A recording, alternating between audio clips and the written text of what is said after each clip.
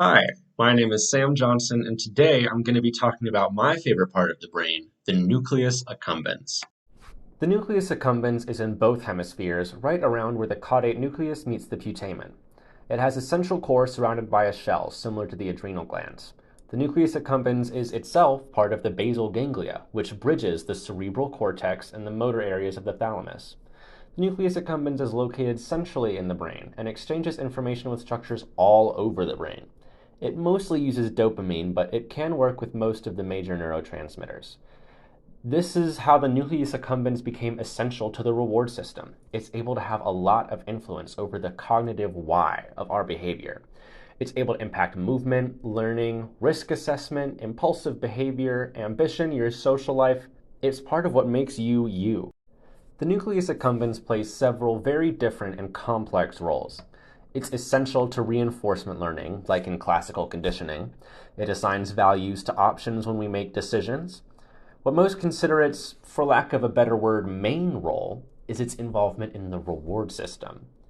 The ventral tegmentum in the midbrain uses the mesolimbic pathway to increase the nucleus accumbens dopamine concentration.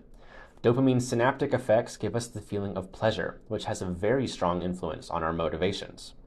Pleasure can even be felt in anticipation of a reward. The nucleus accumbens will then encourage us into reward seeking behavior so we can feel pleasure again. The nucleus accumbens also processes aversive stimuli, likely with help from the hippocampus, so it can avoid that stimulus in the future. It also keeps a history of how much we value things like goods, people, and actions. It also has strong connections with the amygdala so that we can associate rewarding and aversive stimuli with positive and negative emotions. These connections with memory, emotion, and locomotion come together to give us complex cognitive planning of behavior, allowing us to seek out more pleasure. Because it's part of so many functions of the brain, the nucleus accumbens is also implicated in lots of psychiatric disorders.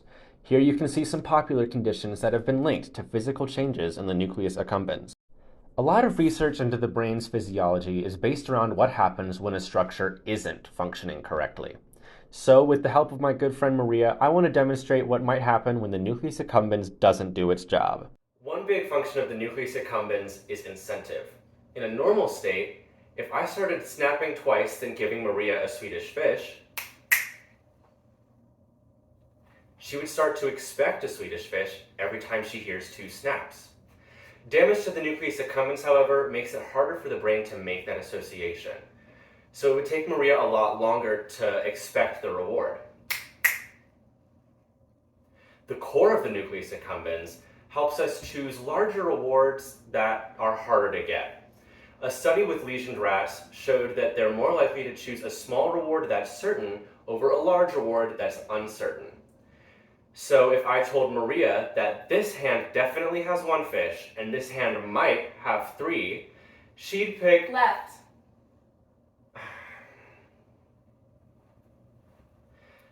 The nucleus accumbens is also linked to several psychiatric disorders. One big one is major depressive disorder, where someone might exhibit hopelessness, fatigue, and social withdrawal. The nucleus accumbens is also part of the basal ganglia, so we might see motor effects, such as bradykinesia or akinesia. What, no interruption this time? Serious problems can also arise from the nucleus accumbens working too well. As an example, let's look at the pathology behind substance use disorder. Substance use disorder, or SUD, is generally caused by a psychoactive substance causing the nucleus accumbens to see more intense and longer-lasting dopamine release. This creates extreme pleasure. If it's used over and over, the substance will gradually diminish the nucleus accumbens plasticity, or the ability of neurons to adapt to new experiences. This affects our motivation, overwhelming our impulse control to make us desperate for more pleasure. We'll also see habituation, where the stimulus needs to be stronger and stronger to get the reward. The urges to use become so intense, the brain gets a sort of tunnel vision on the substance. It can become the center of their life. They'll also cause someone to use even if it damages their physical, psychological, and financial well-being. If it becomes too strong, the nucleus accumbens connectivity lets it spread into every part of someone's mind. Treating SUD is extremely difficult, but a new therapy has been growing in popularity over recent years. Deep brain stimulation, or DBS, involves surgically implanting electrodes onto a brain structure. You can see here some of the risks and adverse effects, and it's clearly not the safest option. But if the benefits outweigh the risks, it can be of great help to the patient. DBS is used to treat all sorts of disorders, including Parkinson's, OCD, MDD, and dementia. Use in SUD is still being studied. Earlier this year, researchers published a trial exploring the use of DBS to treat alcoholism. The study size was small, so they couldn't demonstrate statistical significance, but their results did show great promise. There's still a lot we don't know about the nucleus accumbens, but I think we'll be seeing a lot of new information in the coming years.